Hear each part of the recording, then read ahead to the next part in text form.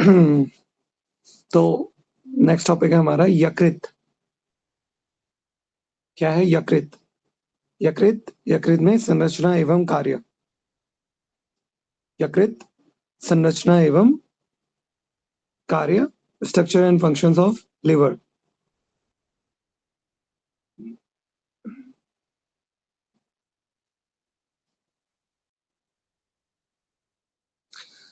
यकृत मानव शरीर की, इसमें लिखेंगे यकृत मानव शरीर की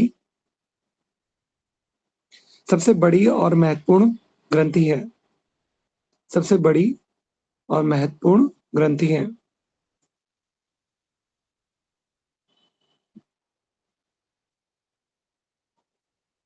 यह उदर गुहा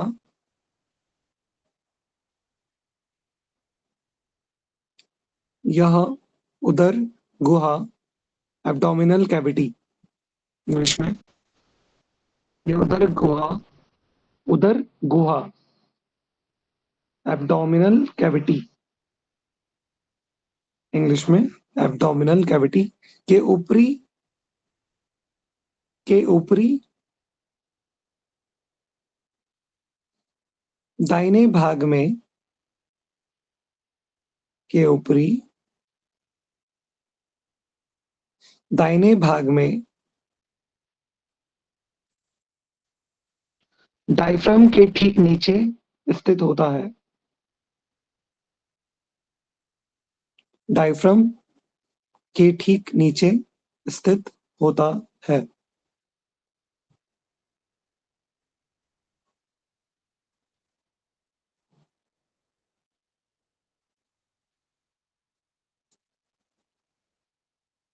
फिर इसमें पहला पॉइंट लिखोगे अब आप यकृत की भारी एवं आंतरिक रचना। यकृत की भारी एवं आंतरिक रचना, anatomy of liver. Anatomy of liver, इसी में इसके अंदर लिखोगे पहला पॉइंट भार और रंग। उसका भार और रंग, तो पहला है इसमें भार और रंग।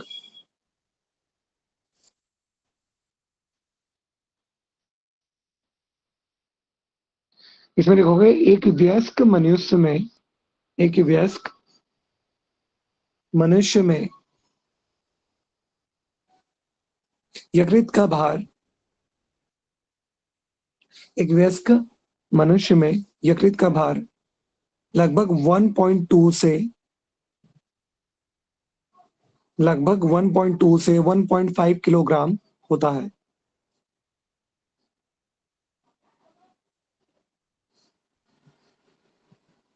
1.2 से 1.5 किलोग्राम होता है। इसका रंग गहरा लाल भूरा होता है। इसका रंग गहरा लाल भूरा होता है।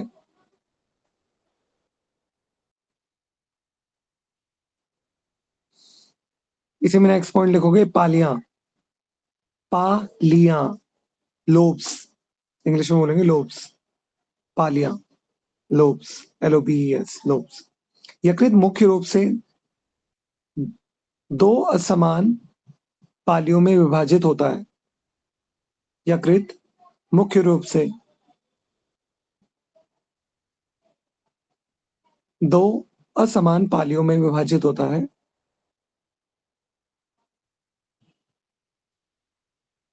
दाहिनी पाली, राइट लोब, और बाई पाली, लेफ्ट लोब। दाहिनी पाली, राइट लोब, और बाई पाली, लेफ्ट लोब। दाहिनी पाली बाई पाली से काफी बड़ी होती है। दाहिनी पाली बाई पाली से काफी बड़ी होती है।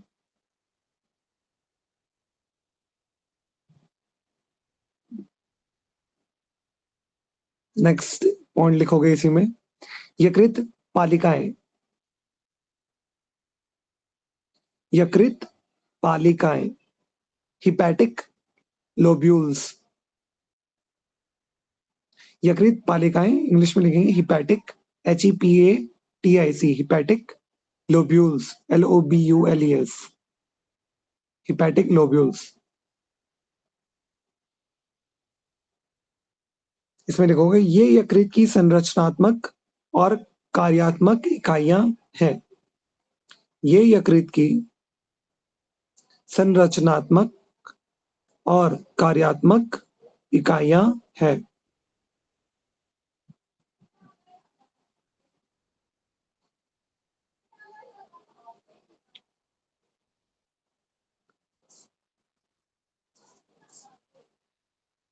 प्रत्येक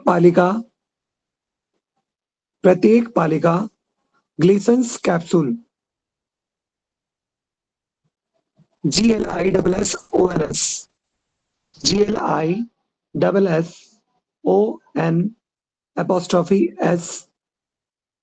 कैप्सूल। प्रत्येक पालिका ग्लिसन्स कैप्सूल नामक संयोजी ऊतक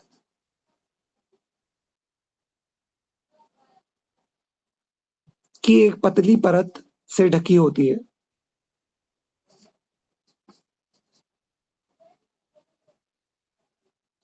की एक पतली परत से ढकी होती है। इसी में नेक्स्ट लिखोगे कुफर कोशिकाएं, कुफर KUPFER, कुफर कोशिकाएं, कुफर सेल्स।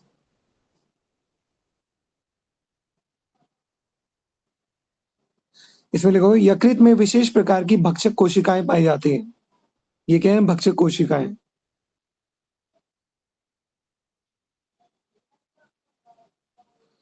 यकृत में विशेष प्रकार की भक्षक कोशिकाएं पाई जाती हैं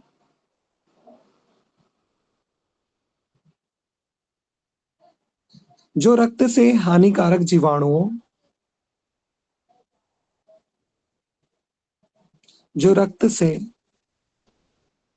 हानिकारक जीवाणुओं और मृत लाल कोशिकाओं जो रक्त से हानिकारक जीवाणुओं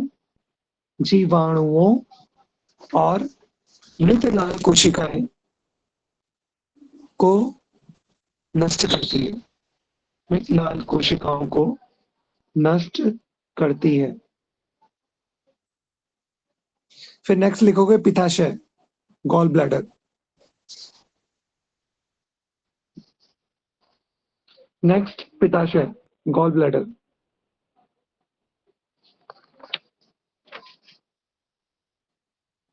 यकृत के नीचे एक छोटी थैलीनुमा संरचना होती है। यकृत के नीचे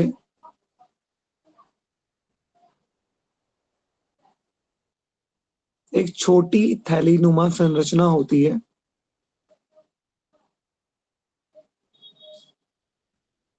जहां यकृत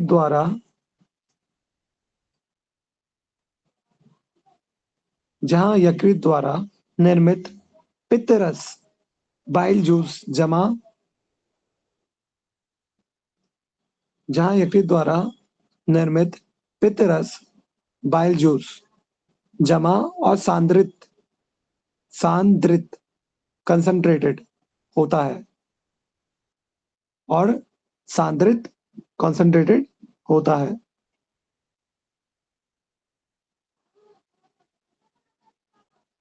अब संरचना एवं कार्य में सेकंड पॉइंट लिखोगे आप। ये तो यकृत की आंतरिक और बाहरी रचना थी, ठीक है ना। सेकंड लिखोगे आप यकृत के मुख्य कार्य। ये संरचना बताई, अब यकृत के मुख्य कार्य।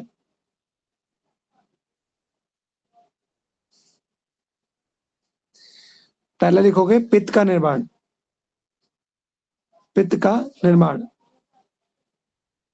प्रोडक्शन ऑफ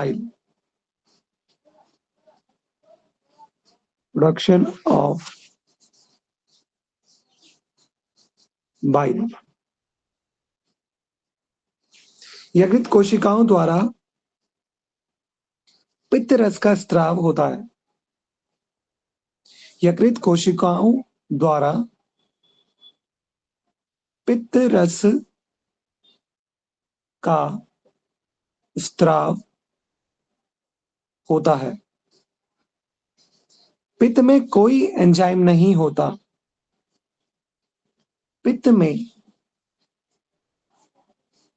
कोई एंजाइम नहीं होता, लेकिन यह वसा के पाइसीकरण इमल्सिफिकेशन के लिए अनिवार्य है। लेकिन यह वसा के पाइसीकरण इमल्सिफिकेशन के लिए अनिवार्य है। नेक्स्ट है, नेक्स्ट कार्य जो इसका है चापचय चयापचय कार्य, मेटाबॉलिक फंक्शन, चयापचय कार्य। इसमें पहला पॉइंट लिखोगे आप चयापचय कार्य में ग्लाइकोजेनेसिस। ग्लाइकोजेनेसिस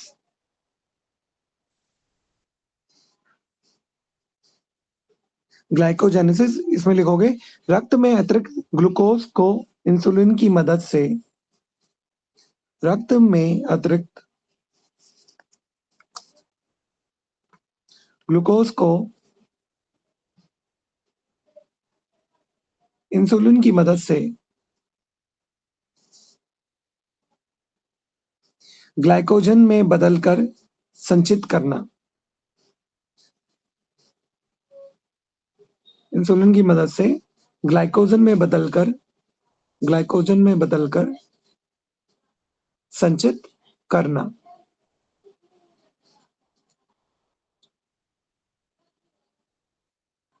नेक्स्ट लिखोगे आप इसी में ग्लाइकोजेनोलिसिस। ग्लाइकोजेनोलिसिस ग्लाइकोजेनो, जो में ए की मात्रा, नो में ओ की मात्रा, जेनोलिसिस।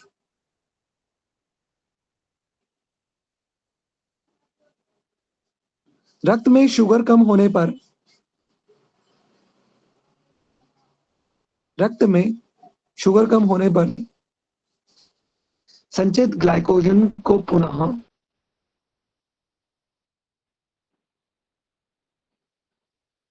रक्त में शुगर कम होने पर संचित ग्लाइकोजन को पुनः ग्लूकोज में बदलना। पुनः ग्लूकोज में बदलना। नेक्स्ट लिखोगे आप लिपोजिनेसिस। लिपोजिनेसिस लिपो, जी जो में बड़ी की मात्रा, ने असिस, अतिरिक्त कार्बोहाइड्रेट और प्रोटीन को वसा में परिवर्तित करना। ये क्या है? अतिरिक्त कार्बोहाइड्रेट और प्रोटीन को, अतिरिक्त कार्बोहाइड्रेट और प्रोटीन को वसा में परिवर्तित करना।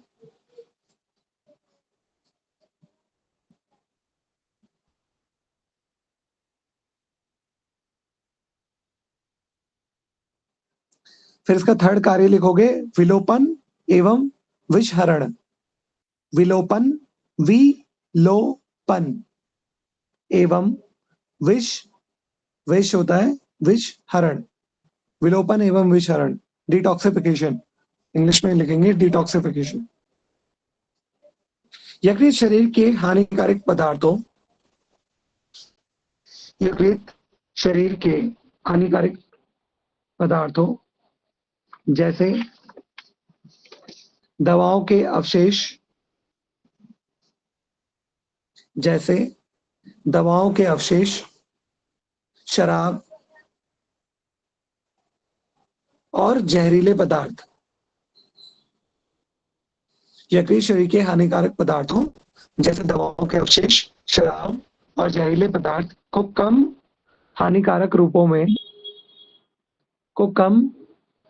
हानिकारक रूपों में बदलकर शरीर से बाहर निकालने में मदद करता है। शरीर से बाहर निकालने में मदद करता है।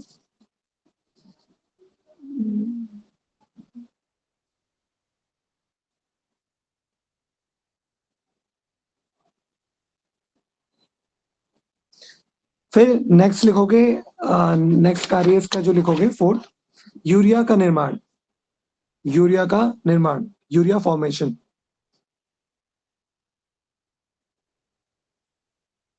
रिपीट करना सर।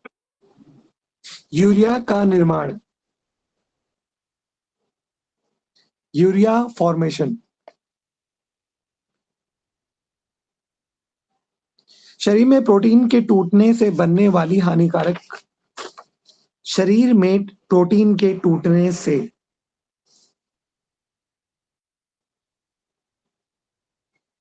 बनने वाली हानिकारक अमोनिया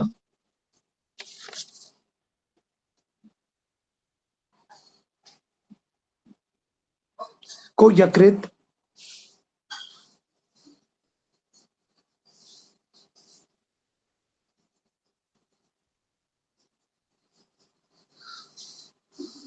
ऑर्निथिन चक्र, इंग्लिश में बोलेंगे ऑर्निथिन, ऑर्निथिन साइकिल, ठीक है। तो लिखो ORNITHINE, ORNI, ऑर्निथिन, THINE, थीन साइकिल, हिंदी में ऑर्निथिन चक्र, द्वारा यूरिया में बदल देता है, द्वारा यूरिया में बदल देता है,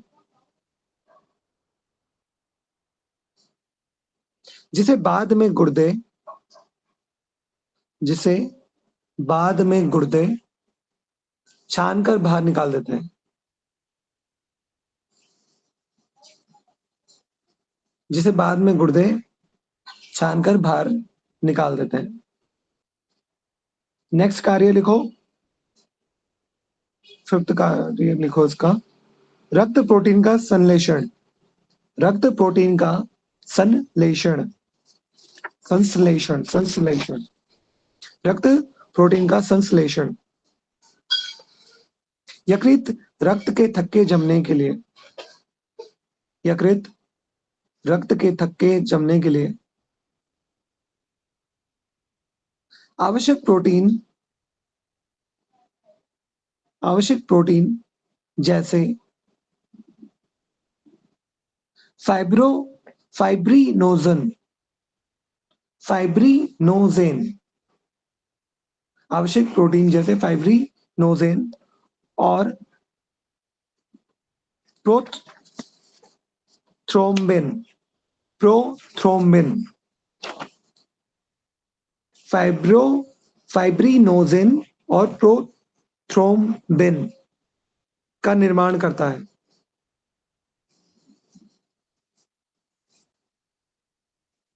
साथ ही यह हेपरिन, हेपरिन, हेपरिन, साथ ही यह हेपरिन एंटी कोएगुलेंट, मतलब हेपरिन क्या है, एंटी कोएगुलेंट का निर्माण करता है, ब्रैकेट में लिख सकते हो एंटी कोएगुलेंट।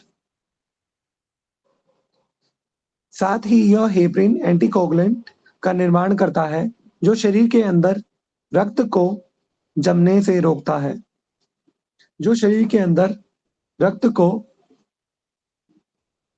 जमने से रोकता है। फिर नेक्स्ट कार्य लिखोगे आप, विटामिन और खनिजों का भंडारण, विटामिन और खनिजों का भंडारण। यकृत विटामिन ए,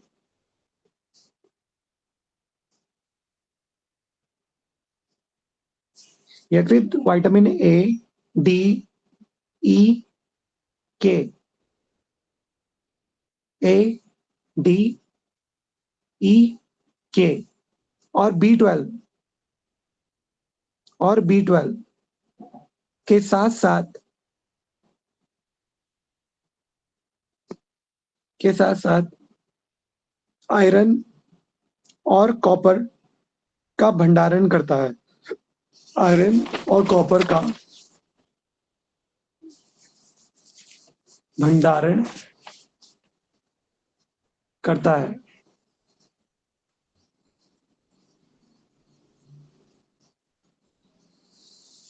ठीक। अब नेक्स्ट कार्य लिखो अगन्यासे। नेक्स्ट टॉपिक, सॉरी टॉपिक ही बोला मैंने। अगन्यासे संरचना एवं कार्य, structure and functions of pancreas.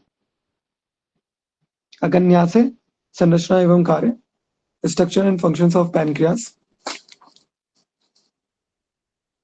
अगन्यासे मानव शरीर की दूसरी सबसे बड़ी ग्रंथि है। अगन्यासे मानव शरीर की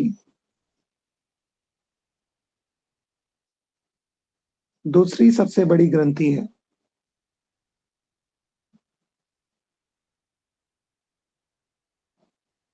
यह एक मिश्रित ग्रंथि है। यह एक मिश्रित ग्रंथि है क्योंकि यह अंतःस्रावी एंडोक्राइन क्योंकि यह अंतःस्रावी एंडोक्राइन और बहिस्रावी एक्सोक्राइन, एंडो और एक्सो, यह अंतःस्रावी एंडोक्राइन और बहिस्रावी एक्सोक्राइन दोनों प्रकार के कार्य करती है। दोनों प्रकार के कार्य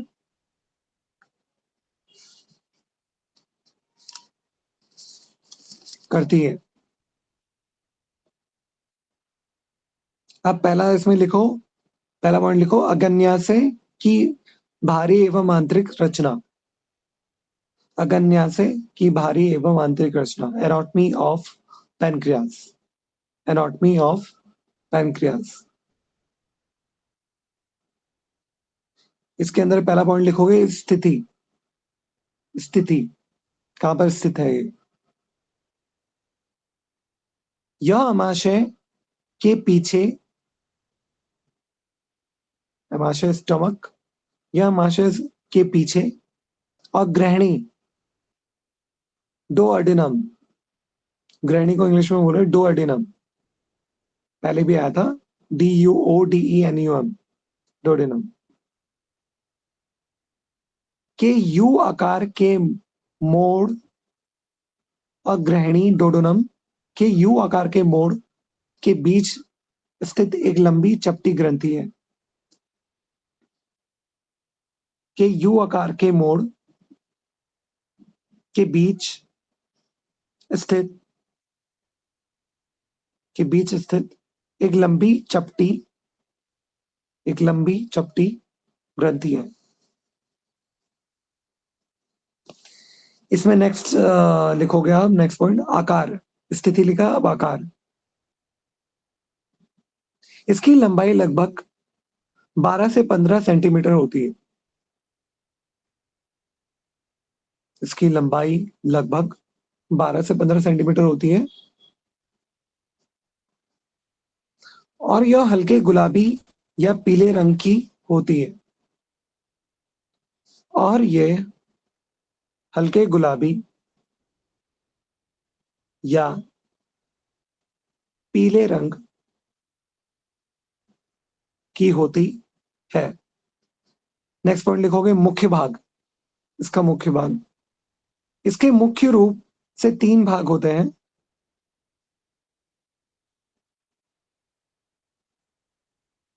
शीर्ष,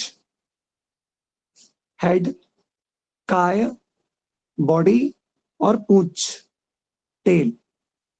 शीर्ष, हेड, काय, बॉडी और पूंछ, टेल।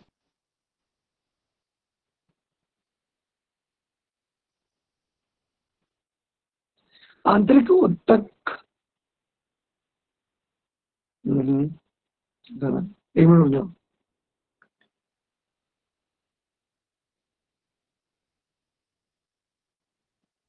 आंतरिक ऊतक विज्ञान, अब लिखो, इसी में लिखना है अभी, पर अलग टॉपिक करके करना। अगन्यासे की बात हो रही है अभी। आंतरिक ऊतक विज्ञान लिखना। इसमें लिखो अगन्यासे की रचना 2 मुख्य प्रकार की कोशिकाओं से बनी होती है। अगन्यासे की रचना दो मुख्य प्रकार की कोशिकाओं से बनी होती है।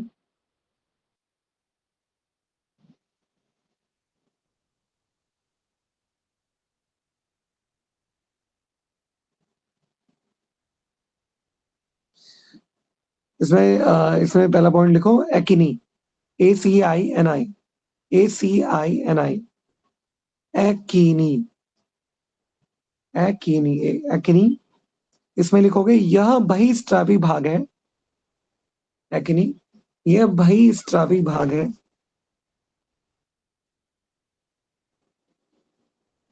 जो अगन्यासी रस, पैनक्रियाटिक जूस,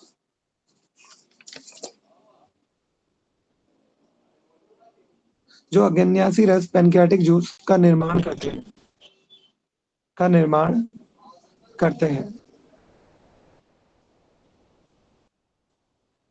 यह रस एक नलिका, यह रस एक नलिका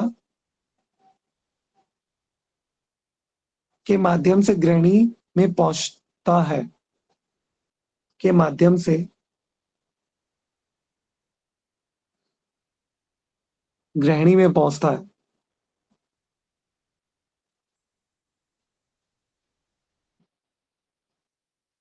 अब नेक्स्ट लिखो, लैंगरहैंस की द्वीपिकाएं, लैंगर, LANGERHANS, लैंगरहैंस की द्वीपिकाएं,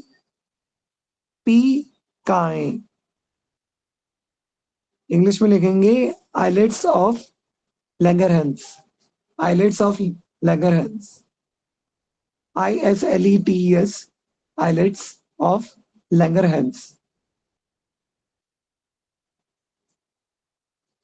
इसमें लिखो यह अंतःस्रावी भाग है, यह अंतःस्रावी भाग है, अंतःस्रावी भाग है जो सीधे रक्त के, जो सीधे रक्त में,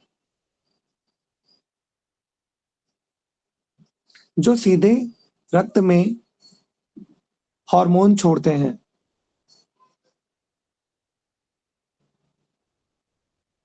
इनमें तीन प्रमुख कोशिकाएं होती हैं, इनमें तीन प्रमुख कोशिकाएं होती हैं। अल्फा कोशिकाएं,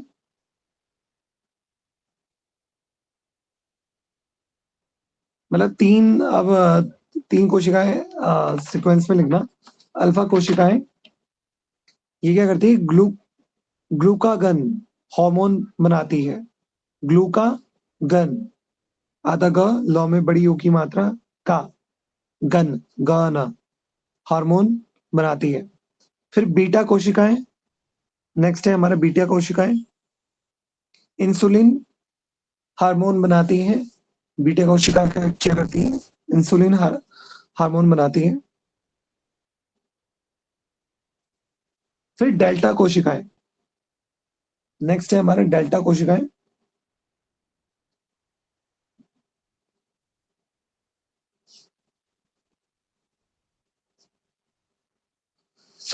सोमाटोस्टैटिन, सोमाटोस्टैटिन हार्मोन बनाती है। सोमाटोस्टैटिन, आधा सा, फिर टॉ में ए की मात्रा, और फिर टॉ में छोटी की मात्रा अन्ना, स्टैटिन, सोमाटोस्टैटिन हार्मोन बनाती है।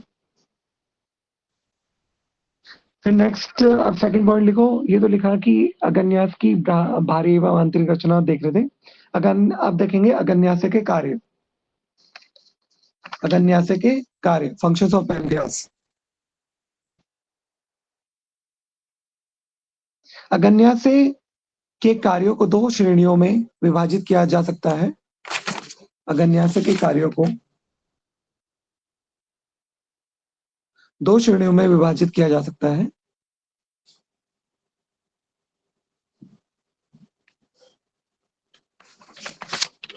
पहला लिखो बहिस्रावी कार्य, एक्सोक्राइन फंक्शन,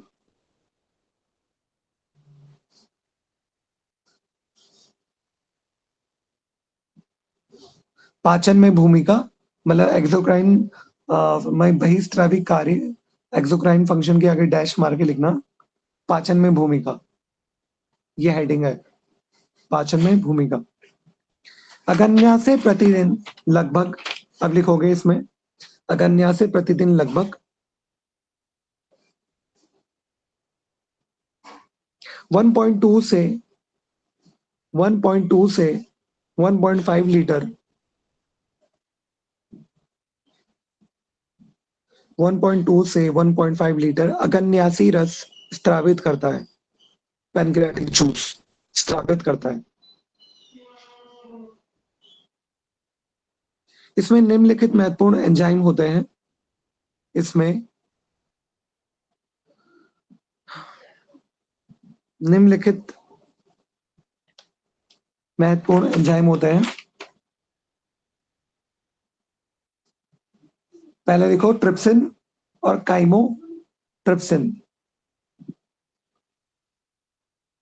निम्नलिखित एंजाइम पहला लिखो ट्रिप्सिन और काइमोट्रिप्सिन। ट्रिप्सिन और काइमोट्रिप्सिन ये प्रोटीन को पेप्टाइड्स, ये प्रोटीन को पेप्टाइड्स और अमीनो एसिड्स में तोड़ते हैं। ये प्रोटीन को पेप्टाइड्स और अमीनो एसिड में तोड़ते हैं।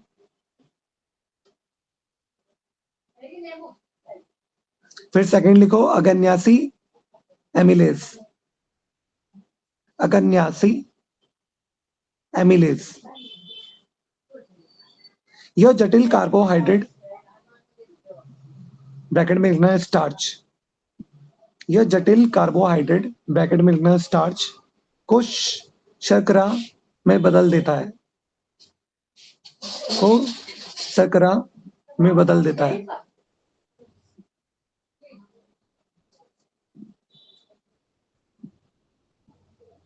अगन्यासी एमिलेज ये जटिल कार्बोहाइड्रेट स्टार्च को शर्करा में बदल देता है। फिर अगन्यासी लाइपेज, नेक्स्ट लिखोगे अगन्यासी लाइपेज।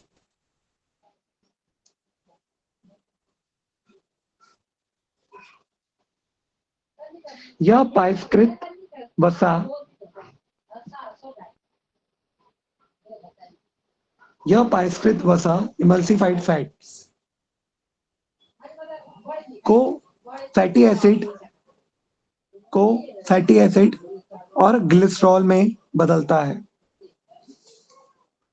यह पायस्कृत वसा इमल्सिफाइड फैट्स को फैटी एसिड्स और ग्लिसरॉल में बदलता है। फिर नेक्स्ट लिखोगे आप बाइकार्बोनेट आयन। बाइकार्बोनेट आयन ये अमाशय से आए अम्लीय भोजन, बाइकार्बोनेट आयन इसमें लिखोगे ये अमाशय से आए अम्लीय भोजन, ब्रैकेट में लिखना काइम। क्या है अम्लीय भोजन? काइम, CHYME, CHYME काइम को क्षारीय बनाते हैं, को क्षारीय बनाते हैं ताकि एंजाइम सक्रिय हो सके। काइम को क्षारीय बनाते हैं ताकि एंजाइम सक्रिय हो सके। अब ये देखा आपने बहिस्रावी कार्य। अब नेक्स्ट लिखो अंतःस्रावी कार्य अगन्याशय के। पहला, अब दूसरा लिखो अंतःस्रावी कार्य। ये तो बहिस्रावी कार्य देखे, अब अंतःस्रावी कार्य एंडोक्राइन फंक्शंस, डैश करके लिखना हार्मोनल नियंत्रण। एंडोक्राइन फंक्शन डैश करके लिखना हार्मोनल नियंत्रण। वो पाचन में भूमिका दिखा रहे थे, ये हार्मोनल नियंत्रण में भूमिका दिखाते हैं। इसमें लिखोगे अगन्या से रक्त में शर्करा, शुगर के स्तर को नियंत्रित करता है।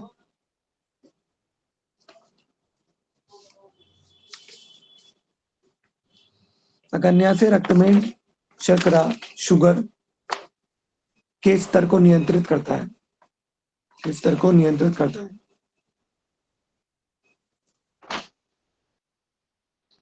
पहले लिखो इंसुलिन, पहले लिखो इंसुलिन। यह रक्त में ग्लूकोज की मात्रा को कम करता है, यह रक्त में ग्लूकोज की मात्रा को कम करता है और कोशिकाओं को ग्लूकोज सोखने में मदद करता है।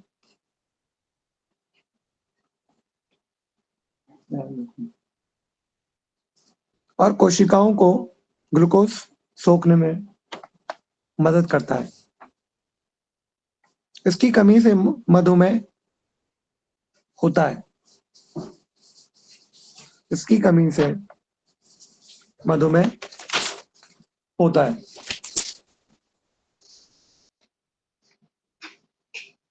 फिर नेक्स्ट लिखो glucagon, glucagon, GLUCAGON, GLUCAGON, glucagon. यह यकृत में संचित ग्लाइकोजन को ग्लूकोज में बदलकर, यह यकृत में संचित ग्लाइकोजन को ग्लूकोज में बदलकर रक्त में शर्करा का स्तर बढ़ाता है, रक्त में शर्करा का स्तर बढ़ाता है। फिर नेक्स्ट लिखो सोमाटोस्टैटिन, स्टैटिन, सोमाटोस्टैटिन अभी लिखा था पहले पॉइंट्स में, सोमाटोस्टैटिन, सोमाटोस्टैटिन। यह इंसुलिन और ग्लूकागन दोनों के स्राव को नियंत्रित करता है। यह इंसुलिन और ग्लूकागन दोनों के स्राव को नियंत्रित करता है।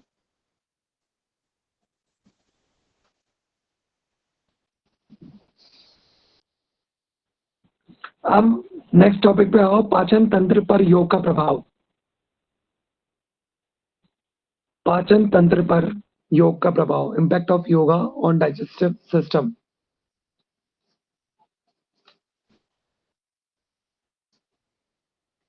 Impact of yoga on digestive system. इसमें लिखोगे योग न केवल मानसिक शांति प्रदान करता है,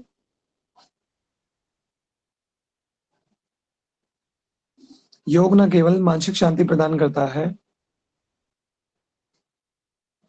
बल्कि यह शरीर के आंतरिक अंगों, बल्कि यह शरीर के आंतरिक अंगों, विशेषकर पाचन तंत्र, विशेषकर पाचन तंत्र की कार्य क्षमता को बढ़ाने में, की कार्य क्षमता को बढ़ाने में अत्यंत प्रभावी है, अत्यंत प्रभावी है। आधुनिक जीवन शैली में तनाव,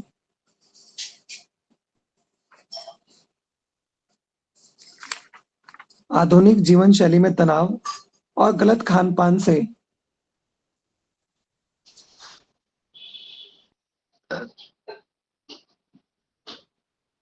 आधुनिक जीवन शैली में तनाव और गलत खान पान से होने वाली समस्याओं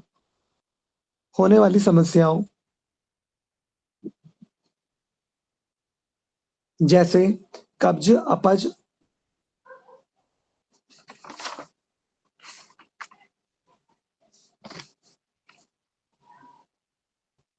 के निवारण में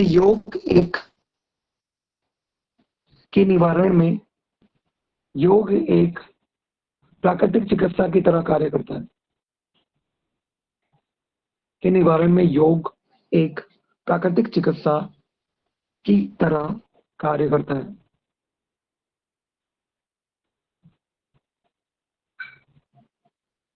इसमें पहला वर्ड लिखो, पाचन पर योग का शारीरिक एवं क्रियात्मक प्रभाव।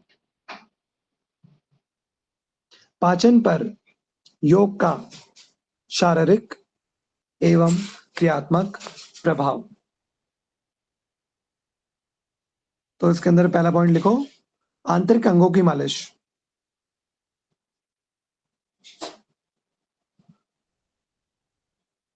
आंतरिक अंगों की मालिश, इंटरनल मसाज। कई योग आसन, इसमें लिखो कई योग आसन, जैसे मयूर आसन,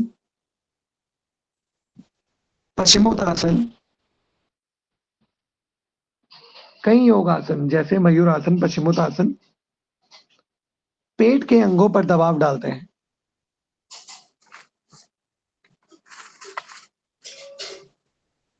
पेट के अंगों पर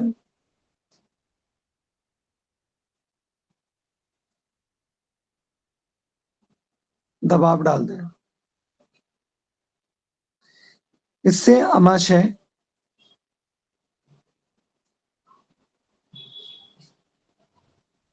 यकृत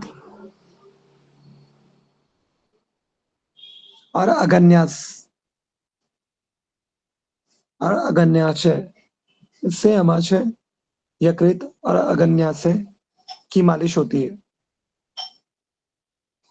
इससे अग्न्याशय, आमाशय, यकृत और अग्न्याशय की मालिश होती है, जिससे जिससे उनमें रक्त संचार बढ़ता है। जिससे उनमें रक्त संचार बढ़ता है।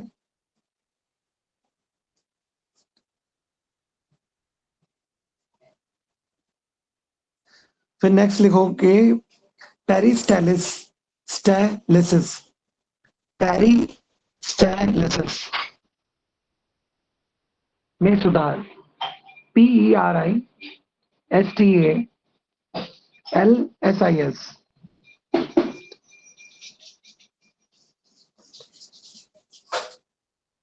PERISTALSIS में सुधार। योग की क्रियाएं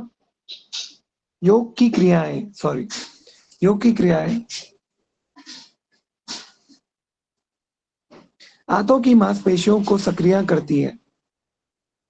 योग की क्रियाएं आंतों की मांसपेशियों को सक्रिय करती है,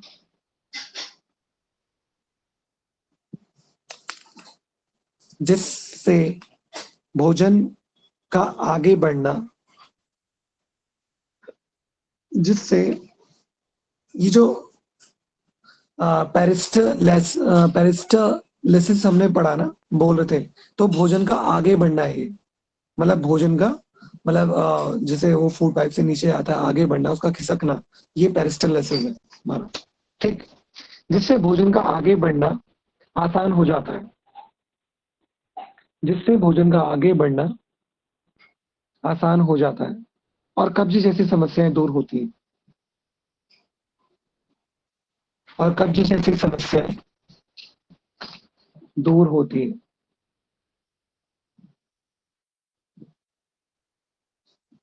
नेक्स्ट लिखोगे एंजाइम और हार्मोन का संतुलन। नेक्स्ट लिखोगे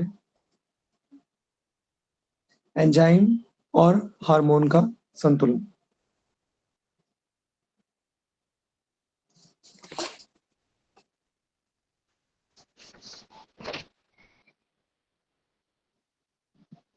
योगासनों के प्रभाव से पाचन ग्रंथियां, योगासनों के प्रभाव से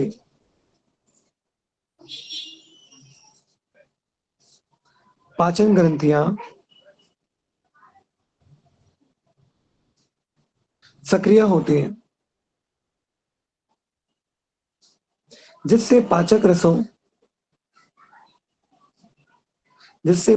रसों और एंजाइमों का स्राव और एंजाइमों का स्त्राव संतुलित होता है, जिससे पाचक रसों और एंजाइमों का स्त्राव संतुलित होता है।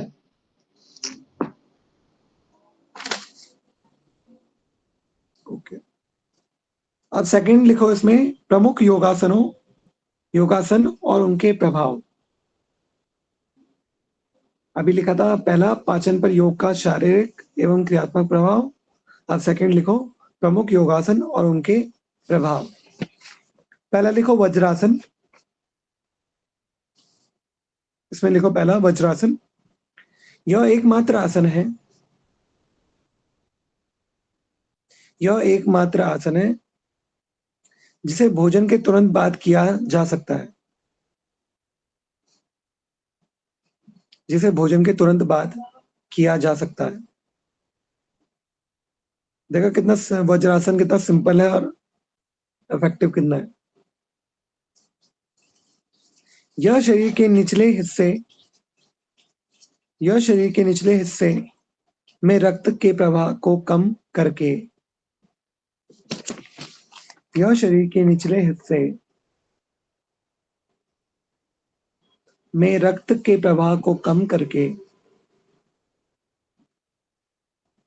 पेट की ओर रक्त संचार बढ़ाता है। पेट की ओर रक्त संचार बढ़ाता है, जिससे पाचन तीव्र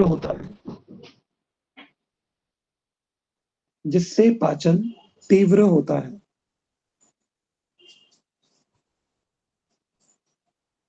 नेक्स्ट लिखो पवन मुक्त आसन।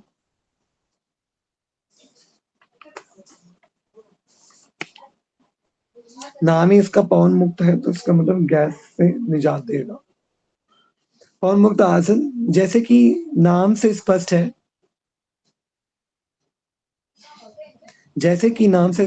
यह पेट की आंतरिक गैस को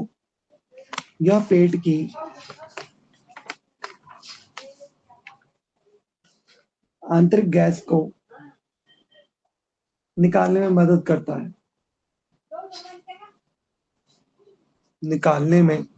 मदद करता है और आंतों की कार्यक्षमता बढ़ाता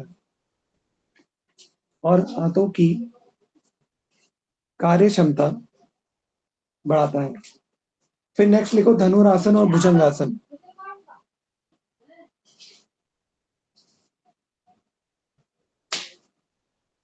धनुरासन और भुजंगासन, ये आसन पेट की मांसपेशियों को स्ट्रेच करते हैं। ये आसन पेट की मांसपेशियों को स्ट्रेच करते हैं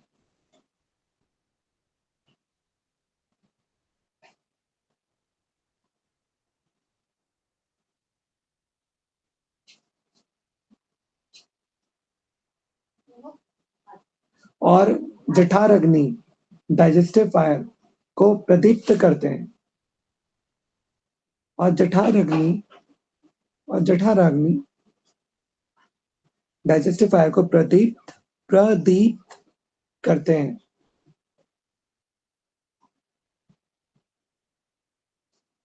फिर नेक्स्ट है हमारा मयूर आसन।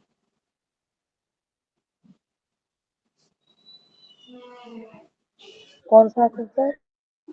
मयूर आसन, इसे पाचन के लिए सर्वश्रेष्ठ माना जाता है। इसे पाचन के लिए सर्वश्रेष्ठ माना जाता है।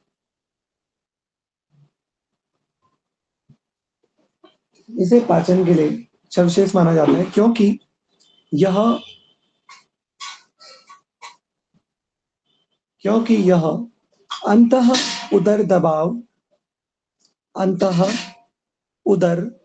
दबाव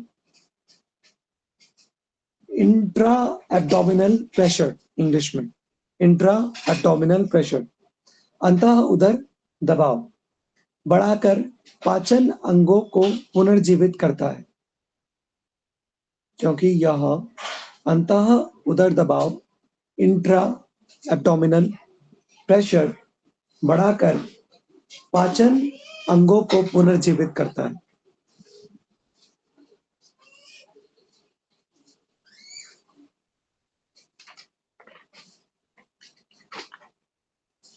तो सेकंड पॉइंट हमने लिखा था योग, प्रमुख योगासन और उनके प्रभाव। अब थर्ड पॉइंट लिखो प्राणायाम का प्रभाव। थर्ड पॉइंट लिखो प्राणायाम का प्रभाव।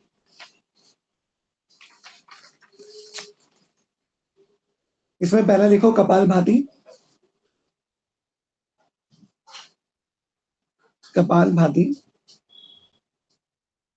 यह श्वसन क्रिया पेट की मांसपेशियों की तीव्र गति करती है। यह श्वसन क्रिया यह श्वसन क्रिया पेट की मांसपेशियों की तीव्र गति करती है।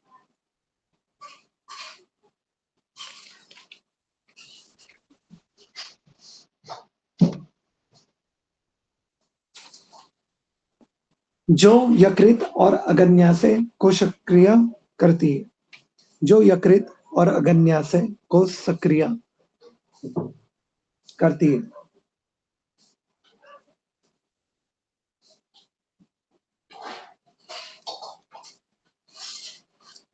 यह मेटाबॉलिज्म को सुधारने में बहुत प्रभावी है। यह मेटाबॉलिज्म को सुधारने में बहुत प्रभावी है।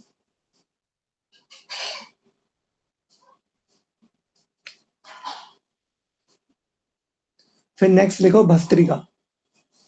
भस्त्रिका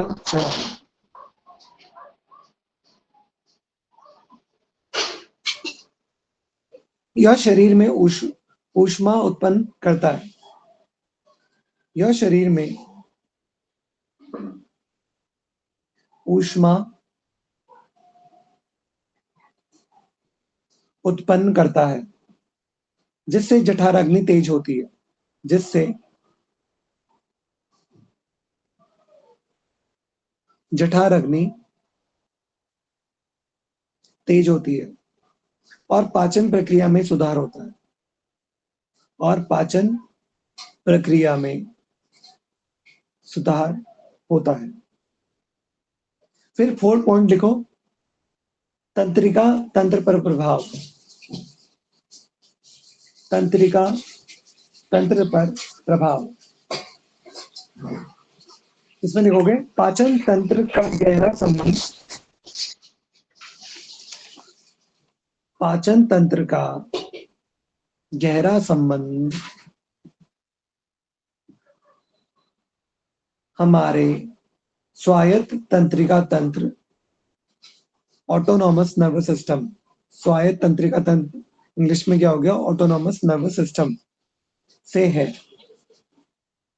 पाचन तंत्र का गहरा संबंध हमारे स्वायत्त तंत्रिका तंत्र, ऑटोनॉमस नर्वस सिस्टम से है। इसमें एक पॉइंट लिखो आप पैरासिम्पैथेटिक सक्रियण, रेस्ट एंड डाइजेस्ट। पैरासिम्पैथेटिक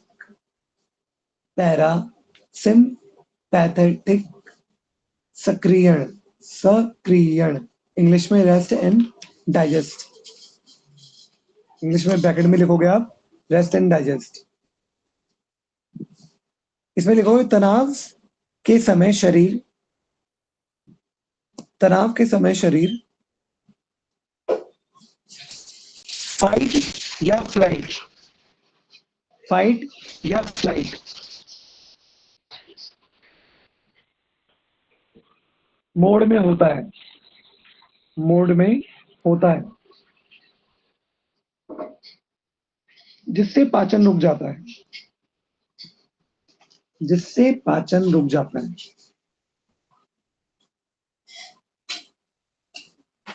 योग पैरासिम्पैथेटिक तंत्रिका तंत्र को सक्रिय करता है। योग पैरासिम्पैथेटिक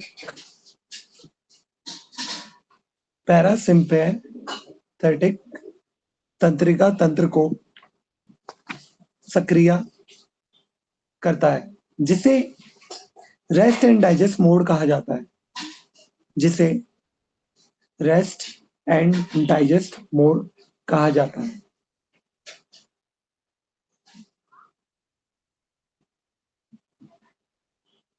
इससे शरीर शांति से इससे शरीर शांति से भोजन को पचाने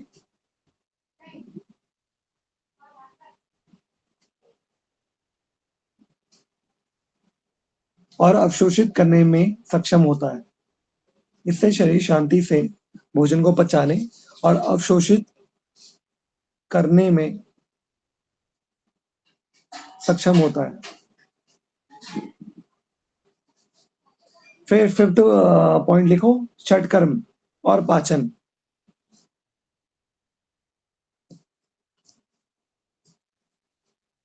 षटकर्म और पाचन। योग विज्ञान में धौती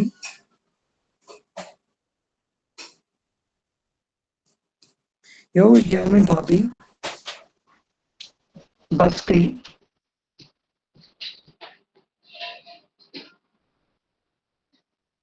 और नौली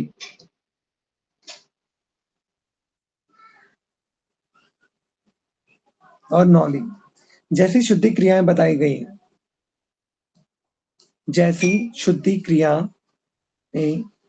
शुद्धि क्रियाएं बताई गई हैं जो आहार नाल की पूरी तरह से सफाई करती है। जो आहार नाल की पूरी तरह से सफाई करती है और संचित विषाक्त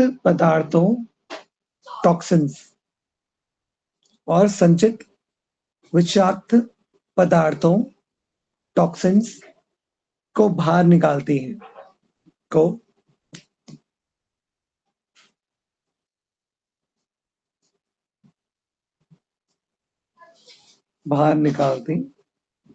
है।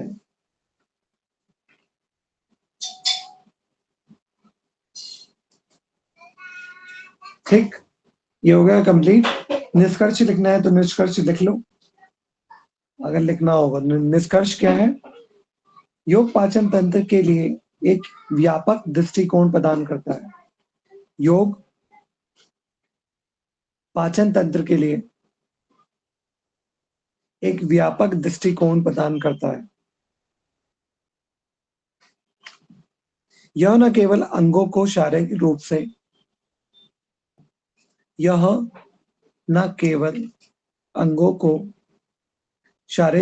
उत्तेजित करता है, बल्कि मानसिक तनाव को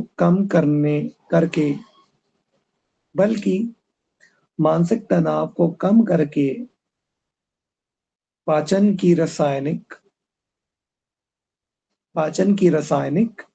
और तंत्रिका संबंधी सर थोड़ा फिर से बोले। मानसिक रूप से शारीरिक रूप से उत्तेजित करता है, बल्कि यह न केवल अंगों को शारीरिक रूप से उत्तेजित करता है, बल्कि मानसिक तनाव को कम करके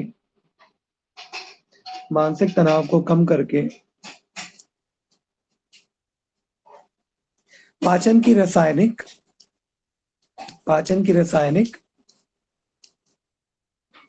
और तंत्रिका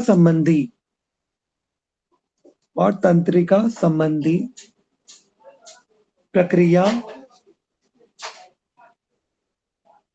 को भी सुव्यवस्थित करता है। तंत्रिका संबंधी प्रक्रिया को भी सुव्यवस्थित करता है।